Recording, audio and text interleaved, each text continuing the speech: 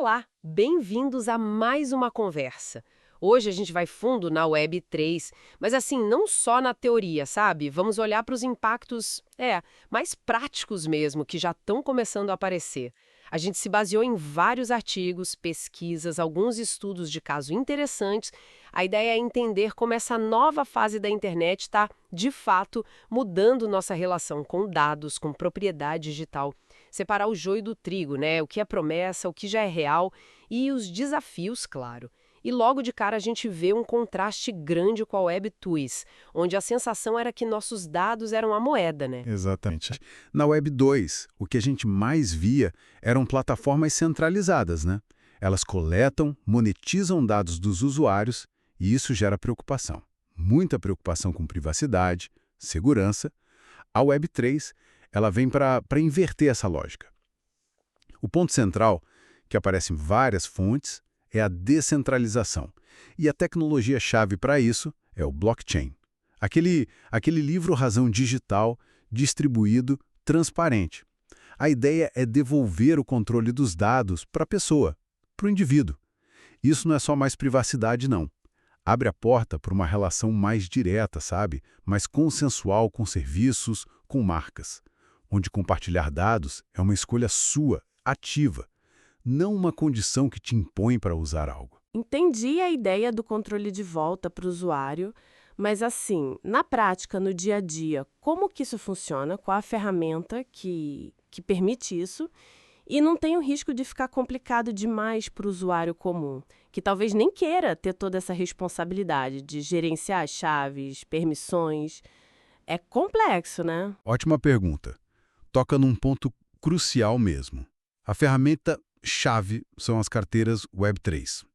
Mas pensa nelas menos como uma carteira de dinheiro e mais como um passaporte digital. É com ela que você interage com os dApps, os aplicativos descentralizados, gerencia seus ativos digitais, tipo NFTs, acessa serviços financeiros sem banco, o DeFi, e constrói uma identidade online que é sua, de verdade. A base é a criptografia, chaves pública e privada. E sim, a complexidade é uma preocupação real.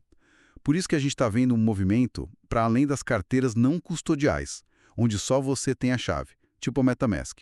Estão desenvolvendo as Smart Wallets, carteiras inteligentes, que buscam simplificar a experiência, para tornar esse controle mais acessível, entende? No fundo, é a ideia da identidade autossoberana se tornando algo mais palpável. Certo.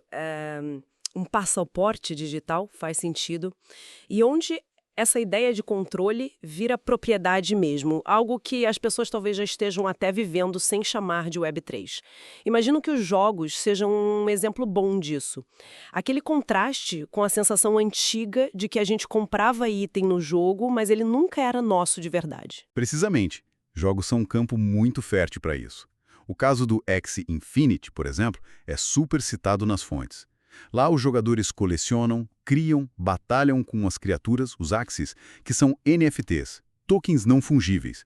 Isso garante propriedade real sobre eles, e até sobre terrenos virtuais dentro do jogo. O que mais chamou a atenção no Axie, segundo as fontes, não foi só o modelo Play to Earn, o P2E. Foi a rapidez com que ele criou microeconomias reais, sabe? Como aconteceu nos Filipinas durante a pandemia. E, bom, a rapidez com que essa economia inicial também mostrou suas fragilidades, né? A volatilidade ficou muito exposta ali. Outro exemplo é Decentraland, um mundo virtual onde os terrenos chamados Land são NFTs. E a gente viu marcas grandes tipo Samsung e Adidas montando loja virtual lá. Teve até semana de moda no metaverso. Mostra um experimento bem interessante de comércio, de interação nesse novo espaço. E marketplaces como o OpenSea facilitam a troca desses ativos todos. Nossa, fascinante. Mas, ao mesmo tempo, o próprio exemplo do Axie mostra que tem um lado bem perigoso, né? 620 milhões de dólares roubados no hack da Ronin Network. Isso é muito dinheiro. Mostra que, mesmo com a promessa de segurança do blockchain, a implementação prática ainda tem falhas bem críticas, certo? Quais outros riscos e desafios as fontes destacam para quem está tentando navegar nesse espaço com mais consciência? Com certeza.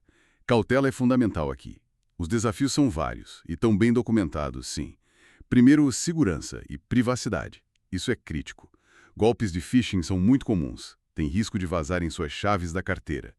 E as vulnerabilidades nos smart contracts, aquele código que automatiza as regras nos dApps, podem ser exploradas. O caso da Ronin Axie é um exemplo disso. E problemas que já vimos na OpenSea também. Depois tem a instabilidade econômica. A queda brutal do token SLP do Axie, a dependência de novos jogadores entrando para sustentar o modelo P2E. Isso levantou acusações sérias, até de esquema Ponzi, de pirâmide. Junta isso com a barreira de adoção. A complexidade técnica ainda é alta para o usuário médio. A curva de aprendizado é íngreme. E, por fim, a incerteza regulatória. Ainda falta clareza nas leis em muitos lugares para várias aplicações Web3. Então, para a gente fechar a nossa análise de hoje, fica claro que a Web3 não é só o discurso, né? Ela traz um potencial real de transformação.